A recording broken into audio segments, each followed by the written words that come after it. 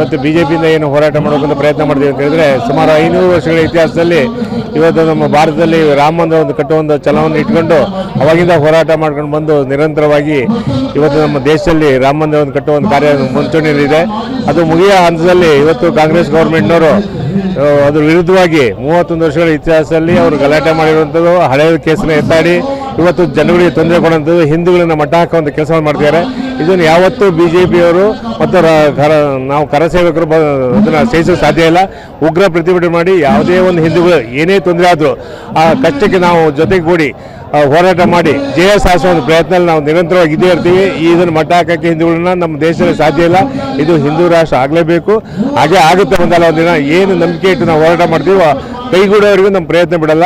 ಇತಿಹಾಸ ಎಷ್ಟೇ ಇರ್ಬೋದು, ಎಷ್ಟೇ ವರ್ಷಗಳ ನಿರಂತರ ಹೋರಾಟ ಇರ್ಬೋದು, ಆ ಹೋರಾಟನ ಮುಂಚೆ ನಾವಲ್ಲಿ ನಮ್ಮ ಮಕ್ಕಳಿಗೆ ಮೊಮ್ಮಕ್ಕಳು ಈ ಥರದಲ್ಲಿ ಹೋರಾಟ ಮಾಡಿ ನಮ್ಮ ದೇಶದಲ್ಲಿ ಹಿಂದೂ ರಾಷ್ಟ್ರ ಆಗಬೇಕು ಅನ್ನೋ ಒಂದು ಮುಂಚೂಣಿಯಲ್ಲಿ ಬಂದು ನಾವು ಹಿಂದೂ ರಾಷ್ಟ್ರ ಮಾಡೇ ಮಾಡ್ತೀವಿ.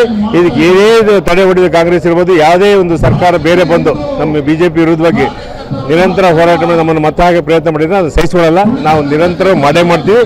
ಇದನ್ನು ಜಯ ಸಾಧಿಸ್ತೀವಿ ಅನ್ನೋ ನಂಬಿಕೆ ನಮಗಿದೆ. ಜೈ ಶ್ರೀರಾಮ್. ಸ್ವಾದಿಷ್ಟತೆಯ ಸ್ವಾದ, ತಾಜಾತನದ ಆಹ್ಲಾದ, ಉತ್ತಮ ಆರೋಗ್ಯ ಮತ್ತು ಹೆಚ್ಚಿನ ರೋಗ ನಿರೋಧಕ ಶಕ್ತಿಯ ವೃದ್ಧಿಗೆ ಈಗ ನಿಮಗೆ ಸಿಗುತ್ತಿದೆ ಉತ್ತಮ ಗುಣಮಟ್ಟದ ಪೌಷ್ಟಿಕಾಂಶ. Shri Vaidik millet health mix. ಇದು ಸಿರಿಧಾನ್ಯಗಳ ಸಂಪತ್ತು.